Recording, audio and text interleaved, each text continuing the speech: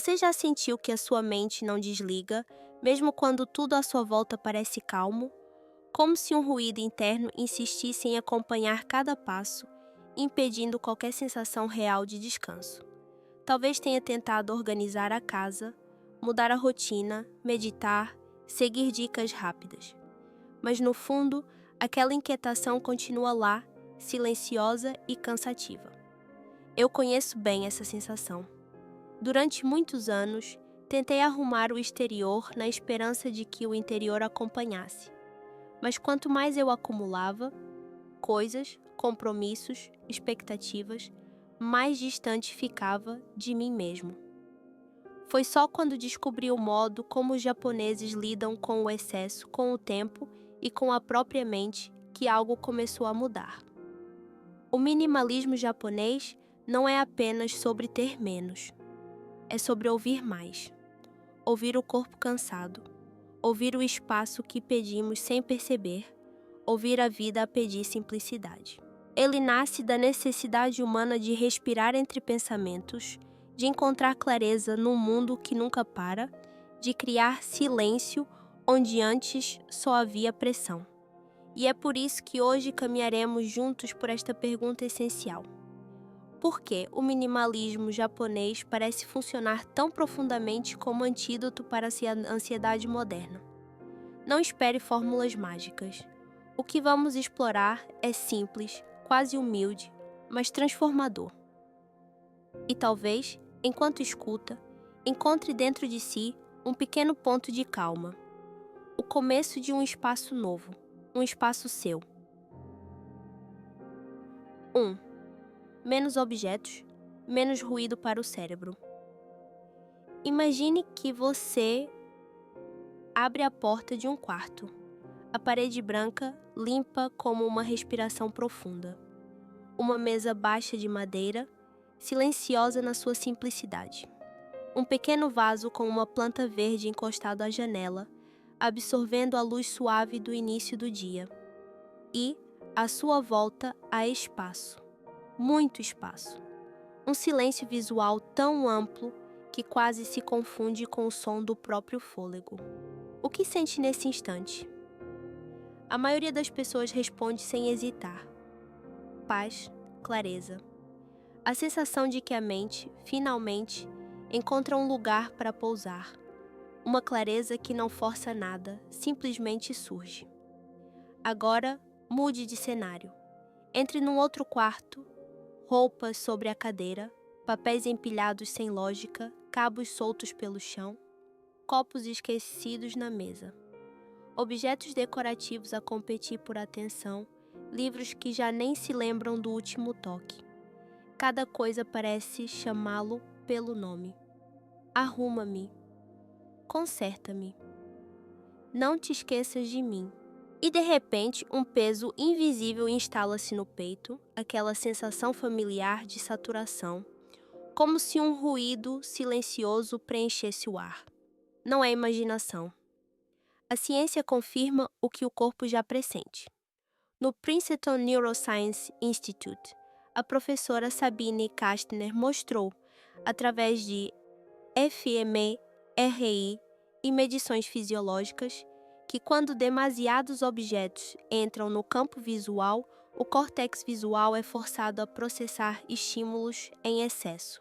Cada sapato, cada chávena, cada papel compete pela sua atenção.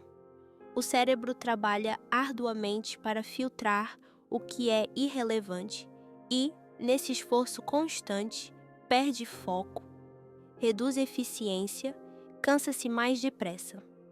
Bastam alguns minutos num ambiente caótico para que o desempenho mental caia de forma mensurável. E há mais. Um estudo da UCLA, conduzido em 2010, com famílias com crianças pequenas, descobriu que mulheres que descreviam as suas casas como desarrumadas apresentavam níveis elevados de cortisol durante todo o dia, níveis que não baixavam ao anoitecer, como seria natural. Um sinal claro de estresse crônico. Nos homens, esse efeito era muito menos intenso. A desarrumação não é apenas visual, é biológica. Ela toca no que é mais íntimo, o equilíbrio interno. Mas a raiz do problema desce ainda mais fundo. Cada objeto traz consigo uma responsabilidade subtil. Lembrar onde está, cuidar para não estragar, decidir quando usar, pensar quando arrumar, sentir culpa quando não usa. Um fio contínuo de microdecisões que parece insignificante isoladamente, mas que, acumulado, desgasta silenciosamente a má energia mental. E é aqui que entra uma das mais belas expressões da sensibilidade japonesa. Ma. Ma não é vazio, é intervalo, é presença na ausência. É o espaço entre duas notas de shakuhachi, o branco intencional no quadro, o silêncio de um quarto de tatame. É o lugar onde o olhar descansa e, ao descansar, clareia. Os artesãos japoneses sempre compreenderam que o espaço livre não é falta, é intenção, é convite, é a respiração da casa. Num ambiente minimalista japonês, a mente não é puxada para todos os lados. Ela pousa, acalma, escuta. Muitas pessoas que começam a praticar o minimalismo japonês descrevem uma mudança quase espiritual. Ao retirar objetos, retiram também inquietações. Ao libertar espaço, libertam tensões. É uma cadeia fisiológica real. Menos estímulos, menos cortisol, menos ansiedade, mais foco, mais presença, mais paz. E talvez seja aqui que o espírito japonês encontra o coração lusófono. Ambos percebem que a serenidade nasce não do excesso, mas do espaço. Do silêncio entre as coisas, daquilo que se escolhe não ter. No final, o minimalismo japonês não pede que viva com o mínimo possível. Ele convida a viver com intenção, a manter apenas o que sustém, a proteger o ma como quem protege o próprio silêncio interior. E é neste ponto que deixo uma pequena semente de ação. Simples, quase imperceptível, mas poderosa. Escolha hoje um único objeto que já pesa mais do que serve. Toque nele. Respire. Agradeça e deixe ir. Parece pouco, mas é assim que o ruído começa a desaparecer. É assim que a mente reaprende o caminho de volta ao descanso. 2. Reduzir a carga das decisões e das pequenas tarefas. Você já parou para pensar quantas decisões tomou desde que acordou hoje? Talvez tenha começado pela mais pequena delas. O que vestir, depois o que comer, qual mensagem responder primeiro, que tarefa iniciar no trabalho, que música colocar de fundo, se compra um café na rua ou se prepara um em casa. E assim por diante, como pequenas ondas que, somadas, acabam por formar uma maré inteira. A verdade é que um adulto toma cerca de 35 mil decisões por dia, um número citado amplamente em análises psicológicas e em fontes como Psychology Today e Harvard Business Review. Pequenas escolhas, muitas vezes inconscientes, que se acumulam como gotas dentro de um copo. E quando o copo enche, surge aquilo que os psicólogos chamam de decision fatigue. O investigador Roy Baumeister demonstrou, nos anos 1990, que a força de vontade é como um músculo. Cada vez que a usamos, desde resistir a um doce até escolher entre duas opções simples, ela se desgasta um pouco. É o fenômeno da ego depletion. E quando esse músculo enfraquece, ficamos irritáveis, tomamos decisões impulsivas, desistimos de metas importantes em favor de prazeres imediatos e, pior ainda, ficamos paralisados perante demasiadas escolhas. Imagine que começa o dia com 100 unidades de energia mental. Usa 10 para decidir o que vestir, 10 para decidir o que comer, 10 para organizar prioridades. E quando chega ao final da tarde, sobram apenas 20 ou 30 unidades. É aí que a irritação aparece, É aí que clicamos comprar agora em algo que não precisamos. É aí que adiamos aquilo que mais importa. A força de vontade não é infinita. Precisa ser protegida. É exatamente aqui que o minimalismo japonês atua como um mecanismo de poupança de energia. Os japoneses chamam essa clareza e ordem de seiketsu. Não é apenas limpeza no sentido físico, é limpeza estrutural. Tudo tem o seu lugar. Tudo segue um ritmo simples, fácil de repetir. Quando a vida é estruturada por rotinas claras, a mente deixa de ser obrigada a tomar microdecisões a cada minuto. E isso liberta espaço interior. Pense num guarda-roupa reduzido a 5 ou a 7 peças de boa qualidade, em vez de 50 misturadas. De manhã, você olha rapidamente, escolhe uma, veste, sai. A decisão foi tomada antes mesmo de existir. O mesmo acontece com o pequeno almoço típico de muitas famílias japonesas.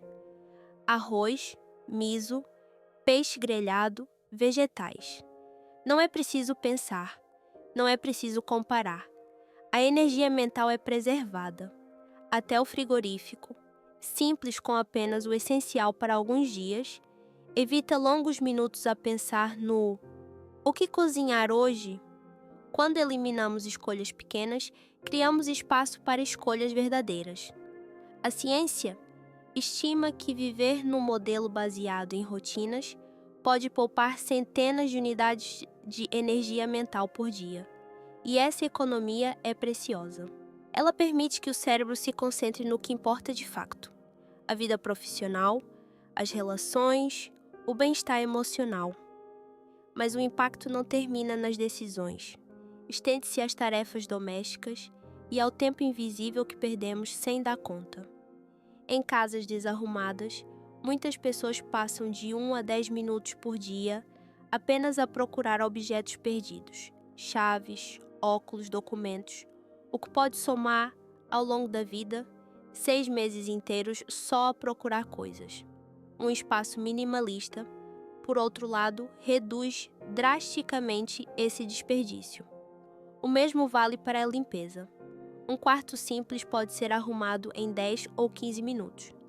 Uma casa cheia de objetos desnecessários pode exigir 1 ou 2 horas. E isso repete-se, porque quanto mais objetos, mais poeira, mais manutenção, mais caos. Estudos ligados ao minimalismo mostram que eliminar o excesso pode reduzir até 40% do tempo de trabalho doméstico. E se considerarmos que muitas pessoas passam 1 hora por dia em tarefas domésticas, estamos a falar de mais de 15 dias por ano devolvidos à sua vida. 15 dias que poderiam ser usados para ler, caminhar, conversar, descansar, respirar. Pessoas que adotam o minimalismo japonês descrevem uma transformação subtil, mas profunda. Quando o espaço se simplifica, a mente silencia. Aquele ruído interno, o lembrete constante de arrumar isto, encontrar aquilo, consertar o outro, desaparece. Já não existe uma lista invisível a consumir energia. E, de repente, sobra força para decisões maiores, hábitos mais saudáveis, presença verdadeira nas relações. Surge uma liberdade que não é grandiosa, mas sensível, suave, quase imperceptível. A liberdade de não ser puxado por milhares de pequenas demandas desnecessárias. O minimalismo japonês não é renúncia. É inteligência emocional aplicada ao cotidiano. É decidir menos para viver melhor. E é aqui que deixo a sua semente de ação. Escolha um momento do seu dia para transformar uma decisão repetitiva num ritual simples e constante. Pode ser o pequeno almoço, a roupa de trabalho, o lugar onde deixa as chaves. Automatize apenas uma coisa, só uma. Porque às vezes é na economia de um gesto que a mente encontra, pela primeira vez em muito tempo, um pouco de paz. 3. Libertar-se da pressão do consumo e da comparação. Você já passou por isto? Abre o Instagram apenas por um instante e, de repente, algo aperta no peito. Uma amiga publica fotos da casa nova. Um colega mostra o carro que acabou de comprar. Outro exibe uma mala cara, uma viagem paradisíaca, um jantar elegante. E, antes de perceber, a mente dispara. Eu ainda não tenho, estou atrasado, estou a perder alguma coisa importante. É assim que o FOMO, Fear of Missing Out, entra, silencioso, mas profundo. Não é apenas um desconforto passageiro. É hoje uma das raízes mais fortes da ansiedade moderna, especialmente entre os mais jovens. Estudos recentes mostram que até 70% da geração Gen Z experiencia FOMO com frequência, segundo análises de preprint.org e outras fontes de psicologia. E os efeitos aparecem logo. Níveis de ansiedade e depressão aumentam, a solidão intensifica-se mesmo com tanta conexão online, e as finanças sofrem. Porque FOMO conduz diretamente a compras impulsivas. Por quê? Porque quando temos medo de ficar para trás, compramos para nos aproximar. Compramos para sentir que somos suficientes. Compramos para manter o ritmo de uma corrida que, no fundo, ninguém sabe para onde vai. Dados de Bankrate e Capital One Shopping revelam que 60% da Gen Z já comprou algo impulsivamente depois de ver nas redes sociais. O Instagram é o maior gatilho. 46 a 61% dos jovens compraram imediatamente após ver um produto ali. TikTok e Instagram influenciam juntos 85% das decisões de compra da Gen Z, segundo o ICSC. Mas isto vai muito além de números, é emocional. Quando compramos por comparação, não adquirimos objetos, adquirimos inquietação. Cada compra traz um alívio curto e uma ansiedade longa. Se não compramos, sentimos que estamos a falhar. Se compramos, sentimos culpa. E quando o prazer do novo desaparece, como sempre desaparece, ficamos com algo maior do que a conta para pagar, um vazio discreto e teimoso. O minimalismo japonês apresenta um caminho completamente diferente. Ele diz: a felicidade não nasce de querer mais, mas de querer menos. Os japoneses chamam isso de Jubun ni Ikiru, viver o suficiente. Não é viver com falta, é viver com plenitude. É viver com aquilo que basta para se sentir livre, presente e leve. Esse princípio ecoa no wabi-sabi, na apreciação do simples, do imperfeito, do essencial. Ecoa no motainai, que rejeita o desperdício e nos relembra que cada objeto tem um valor que deve ser respeitado. E ecoa também em Marie Kondo, que espalhou pelo mundo a ideia de manter apenas o que desperta alegria e agradecer aquilo que deixamos partir. Quando fazemos isso, o ciclo da comparação perde força. O que os outros têm já não dita o que nós precisamos. E algo silencioso acontece. Começamos a sentir-nos já suficientes. Não por acomodação, mas por compreensão. Percebemos que não precisamos de tanto para viver bem. Que a sensação de falta não vem da realidade, mas da comparação. Definimos o nosso próprio basta. E quando isso acontece, não só a mente desacelera, como as finanças respiram. O dinheiro deixa de ser ferramenta de validação e torna-se recurso para aquilo que realmente importa. Cuidar do corpo, fortalecer relações, criar memórias, explorar interesses, aprender. Estudos sobre minimalismo mostram que pessoas que vivem com menos acumulação tendem a ter menos dívidas, mais poupança e, sobretudo, mais liberdade financeira. Não porque ganham mais, mas porque gastam menos com o que não precisam. Imagine agora que desliza pelas redes sociais E daí, em vez daquele aperto conhecido, surge um pequeno sorriso. É bonito, sim, mas não preciso, já tenho o suficiente. Essa sensação, essa leveza interior, talvez seja uma das formas mais puras de liberdade no mundo moderno. Uma liberdade que nenhuma compra pode oferecer. O minimalismo japonês lembra-nos que o verdadeiro sucesso não está no volume do que possuímos, mas na leveza de não precisar de tanto. Quando queremos menos, temos mais. Mais paz, mais tempo, mais energia para quem amamos. E deixo aqui a semente de ação deste capítulo. Na próxima vez que sentir o impulso de comprar algo que viu online, faça uma pausa de 10 segundos. Respire. Pergunte-se com honestidade: isto serve à minha vida ou serve à minha comparação? Apenas 10 segundos. Essa pequena pausa pode ser a porta que transforma o consumo em consciência e a ansiedade em serenidade. 4. Regressar ao que realmente importa. Pare um instante, respire fundo e pergunte a si mesmo com honestidade silenciosa: por que é que eu acordo todas as manhãs? Não há resposta automática.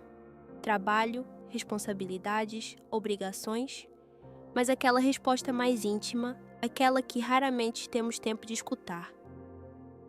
O que faz com que a vida de hoje valha a pena? Muitos de nós não sabem responder. Acordamos por hábito. Trabalharmos porque é necessário. Cuidamos da família porque é o certo. Mas o porquê mais profundo, aquele que dá direção e sentido ao dia, vai se apagando no ruído da rotina. No Japão, há uma palavra para esse ponto luminoso que sustém a vida: Ikigai, o motivo para viver. Não é uma ambição distante, não é um sucesso grandioso. É a sensação de propósito que se vive agora, hoje. Ikigai nasce no cruzamento entre o que amamos, o que fazemos bem, o que o mundo precisa e o que nos pode sustentar. Quando esses 4 círculos se encontram, não apenas encontramos um caminho, encontramos chão. E, por fim, encontramos paz. A ciência confirma o que a filosofia japonesa já sabia há séculos. Estudos de longa duração, provenientes do NIH, Frontiers in Psychology, PMC, mostram que pessoas com um forte sentido de Ikigai vivem mais e melhor. Em Okinawa, uma das Blue Zones do mundo, o Ikigai está associado à longevidade extraordinária, especialmente entre mulheres. Pesquisas com mais de 6 a 8 mil idosos japoneses entre 2013 e 2016 revelaram que ter Ikigai reduz em 31% o risco de declínio funcional, diminui sintomas de depressão e aumenta a satisfação com a vida. A ausência de Ikigai, por outro lado, duplica o risco de ansiedade e depressão em alguns grupos. O propósito é, afinal, um dos mais poderosos mecanismos de proteção emocional. Mas há um paradoxo doloroso na vida moderna. Sabemos que Ikigai é essencial, mas quase nunca temos espaço para o procurar. Passamos horas a arrumar casas desorganizadas, a gerir objetos que não precisamos, a comprar coisas para preencher vazios momentâneos, a preocupar-nos com detalhes que não têm importância real. E tudo isso drena exatamente o que Ikigai exige: tempo, silêncio e presença.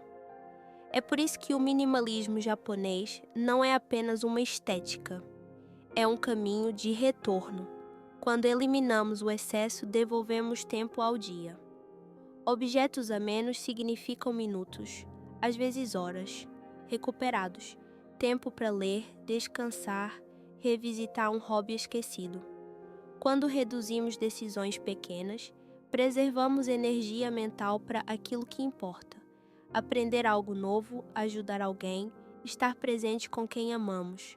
Quando escolhemos viver o suficiente, em vez do sempre mais, afastamos o ruído do consumo e abrimos espaço para uma pergunta que raramente escutamos: o que é que realmente me faz sentir vivo? Muitas pessoas que adotam o minimalismo japonês descrevem uma mudança profunda, não visível ao início, mas transformadora. De repente, deixam de viver para acumular e começam a viver para sentir sentido. Passam a dedicar fins de tarde à família. Redescobrem prazeres simples: plantar algo no quintal, pintar, cozinhar para os outros, ensinar sem esperar retorno. E o que antes parecia insuficiente torna-se, pela primeira vez, profundamente completo. Pense nas senhoras centenárias de Okinawa, que acordam cedo para cuidar do jardim, cozinham para os netos, juntam-se aos clubes de comunidade. Não são ricas em bens, mas são ricas em propósito. Cada dia é pequeno, mas cheio. Cada gesto é simples, mas verdadeiro. E é isso que lhes dá vida longa e vida boa. Quando encontramos Ikigai, as decisões deixam de pesar. As comparações enfraquecem. Os medos silenciosos, o medo de não ser suficiente, de estar atrasado, de não saber para onde ir, começam a dissolver-se. Porque já não precisamos que o mundo nos diga quem somos. Já sabemos. E deixo-lhe aqui uma semente pequena, mas preciosa. Hoje, reserve 5 minutos, apenas 5, para perguntar a si mesmo: qual foi o momento do meu dia em que me senti mais vivo? Não precisa de uma resposta perfeita, só precisa de escutar. Porque é na repetição desses pequenos instantes que o seu Ikigai começa, lentamente, a nascer. 5.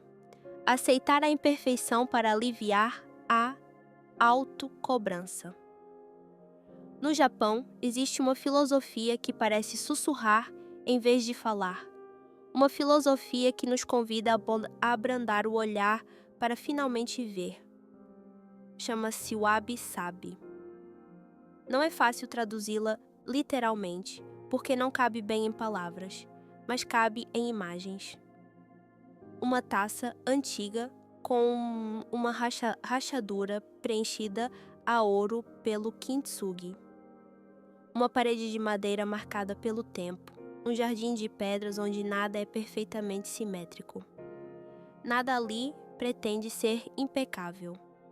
E ainda assim, tudo é profundamente belo. A imperfeição não é falha, mas assinatura, é história, é humanidade. Este modo de ver o mundo entra em choque direto com a cultura moderna, que nos pede perfeição a cada segundo. O corpo perfeito do Instagram, o currículo perfeito da entrevista, a casa impecável do catálogo, a vida sempre otimizada, sempre eficiente, sempre brilhante. E quando, inevitavelmente, falhamos esse padrão impossível, porque ninguém o cumpre, sentimos culpa. Julgamo-nos, comparamo-nos, afundamo-nos em ansiedade. A ciência confirma o preço dessa busca.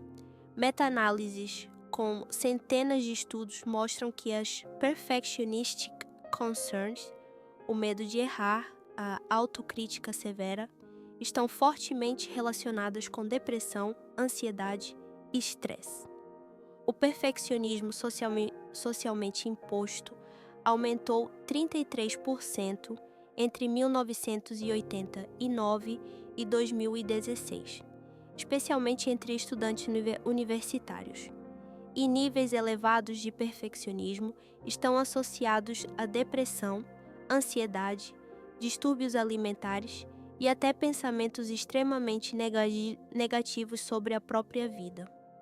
A pressão para ser o melhor, o mais limpo, o mais capaz, vai corroendo devagar, como um fio que se parte lentamente.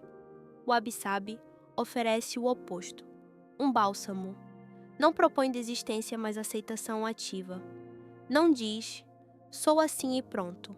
Diz, sou assim agora, em movimento, em crescimento, em mudança. A ruga não é defeito, é memória. O erro não é fracasso, é aprendizagem. A incapacidade de ser bom em tudo não é falha, é identidade. E quanto mais abraçamos essa imperfeição,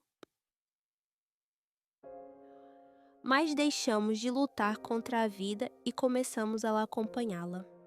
Aplicar o wabi-sabi a si mesmo é fechar uma porta enorme da ansiedade. Quando percebemos que não precisamos de otimizar tudo, o corpo, a carreira, a casa, a produtividade, surge um espaço interior onde respirar. Quando deixamos de temer mostrar falhas, nasce uma honestidade tranquila. E quando começamos a tratar-nos com gentileza, praticando self-compassion, estudos mostram quedas significativas em sintomas de ansiedade e depressão. A aceitação torna-se cura, e o wabi-sabi encontra no minimalismo japonês um aliado natural. Quem vive com menos não procura o objeto perfeito anunciado online. Procura o objeto que dura, que melhora com o toque das mãos, que ganha beleza com o tempo. Uma colher de madeira que se suaviza. Um casaco gasto nos ombros, mas ainda quente. Uma tigela partida, reparada não para esconder a fratura, mas para celebrá-la. Aos poucos, o lar transforma-se num espaço onde a imperfeição é bem-vinda.